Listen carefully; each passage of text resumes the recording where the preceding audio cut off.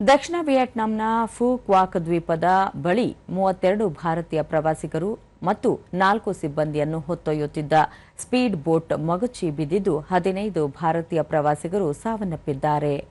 On ಥೋಯ್ ಬಂದರಿಗೆ ಹಿಂತಿರುಗುವಾಗ ಹಾನ್ ಮೆ root ನ್ಗೋಯ್ ದ್ವೀಪದಿಂದ ಸುಮಾರು 400 metre ದೂರದಲ್ಲಿ ದೋಣಿ ಮುಳುಗಿದೆ ಎಂದು ವರದಿಯಾಗಿದೆ.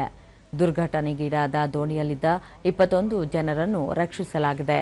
ಗಾಯಾಳುಗಳು ಸ್ಥಳೀಯ ಆಸ್ಪತ್ರೆಗಳಲ್ಲಿ ಚಿಕಿತ್ಸೆ ಪಡೆಯುತ್ತಿದ್ದಾರೆ. ರಕ್ಷಣಾ ಕಾರ್ಯಾಚರಣೆಯಲ್ಲಿ ಹತ್ತಿರದ ದೋಣಿಗಳು, ಗಡಿ ಕಾವಲುಗಾರರು, ನೌಕಾಪಡೆ ಮತ್ತು ಕರಾವಳಿ ಕಾವಲು ಪಡೆಗಳು ಭಾಗಿಯಾಗಿದ್ದು, ಕಾರಣದ ಬಗ್ಗೆ ತನಿಖೆ ನಡೆಯುತ್ತಿದೆ.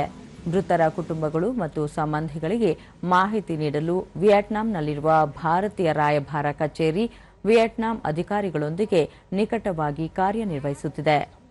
ವಿಯೆಟ್ನಾಂ ದೋಣಿ ದುರಂತದಲ್ಲಿ ಭಾರತೀಯ ಪ್ರವಾಸಿಗರು ಮೃತಪಟ್ಟಿರುವುದಕ್ಕೆ ರಾಷ್ಟ್ರಪತಿ ದ್ರೌಪದಿ ಮುರ್ಮು, ಉಪರಾಷ್ಟ್ರಪತಿ ಸಿಪಿ ರಾಧಾಕೃಷ್ಣನ್, ಪ್ರಧಾನಿ ನರೇಂದ್ರ ಮೋದಿ, ಗೃಹ ಸಚಿವ ಅಮಿತ್ ಶಾ, ಲೋಕಸಭೆ ಪ್ರತಿಪಕ್ಷ ನಾಯಕ ರಾಹುಲ್ ಗಾಂಧಿ ಸೇರಿದಂತೆ ಹಲವು ಗಣ್ಯರು ಸಂತಾಪ ಸೂಚಿಸಿದ್ದಾರೆ. ರಾಷ್ಟ್ರಪತಿ ದ್ರೌಪದಿ ಮುರ್ಮು ದೋಣಿ ಅಪಘಾತದಲ್ಲಿ ಭಾರತೀಯ ಪ್ರವಾಸಿಗರು ಮೃತಪಟ್ಟ ಸುದ್ದಿ ಕೇಳಿ ತಮಗೆ ತೀವ್ರ ಬೇಸರ ಹಾಗೂ ದುಃಖ ಉಂಟಾಗಿದೆ. ಮೃತಪಟ್ಟವರ ಸಂಬಂಧಿಕರು ಹಾಗೂ ಕುಟುಂಬ ವರ್ಗದವರಿಗೆ ಆ ದುಃಖ ಭರಿಸುವ ಶಕ್ತಿಯನ್ನು ಭಗವಂತನು ದಯಪಾಲಿಸಲಿ ಹಾಗೂ ಗಾಯಗೊಂಡಿರುವವರು ಶೀಘ್ರ ಚೇತರಿಸಿಕೊಳ್ಳುವಂತಾಗಲಿ ಎಂದು ಸಾಮಾಜಿಕ ಜಾಲತಾಣ ಎಕ್ಸ್ನಲ್ಲಿ ತಿಳಿಸಿದ್ದಾರೆ.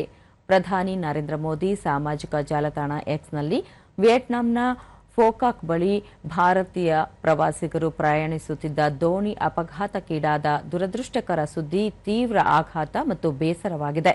ತಮ್ಮವರನ್ನು ಕಳೆದುಕೊಂಡ ಕುಟುಂಬಗಳಿಗೆ ಸಂತಾಪ ಹಾಗೂ ಗಾಯಗೊಂಡವರು ಶೀಘ್ರ ಚೇತರಿಸಿಕೊಳ್ಳುವಂತೆ ಪ್ರಾರ್ಥಿಸುವುದಾಗಿ ತಿಳಿಸಿದ್ದಾರೆ.